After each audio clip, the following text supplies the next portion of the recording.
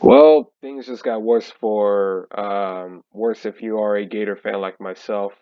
Gators commit Austin Simmons flips to Ole Miss and reclassifies to the 2023 school. Um, it, I listen. A few days ago, the report came out that Austin Simmons was going to reclassify to Florida for the 2023 team. And at first, I was like, really? But then when I looked for more information on this, and I saw that a lot of Gator media outlets didn't really confirm this story, like Gators Breakdown with Dave Waters and others in Swamp 24/7.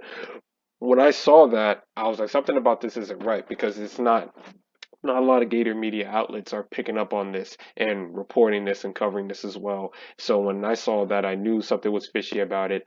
I just found out that Austin Simmons is reclassifying to 2023 class into Ole Miss. Now, if you're a Gator fan and you're wondering, well, why would he choose Ole Miss? Ole Miss, well, you have to understand Lane Kiffin is one of the best quarterback developers and offensive minds in college football. So to go from Billy Napier to Lane Kiffin in terms of if you're looking for uh, offensive minds, I can't really fault him for that. I'm not saying I think Billy Napier is a awful coach or awful quarterback developer, but Lane Kiffin has the track record to prove it. You saw the last few years under Lane Kiffin at Ole Miss. Ole Miss has had one of the more exciting passing attacks in college football last year, and Lane Kiffin is a guy who is very aggressive vertical attacks in the passing game, very aggressive on fourth downs.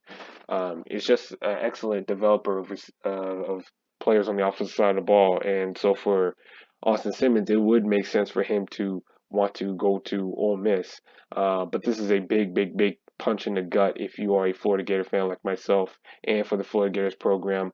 You can see here, as it says on Swamp 24/7, that Billy Napier was absolutely planning on adding a fourth player to that unit, and Austin Simmons to the Gator quarterback room, excuse me. And Austin Simmons had long been a favorite to fill the role, but sadly things did not happen the way the coaching staff, I guess, had intended.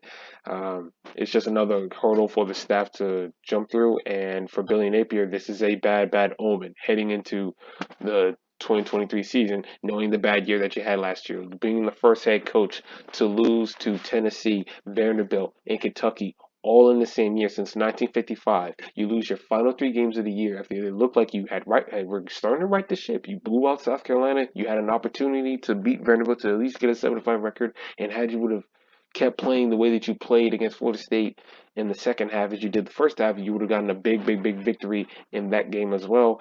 But you did not. You went 6-7. You lose out on Jaden Rashada. You lose out on Austin Simmons.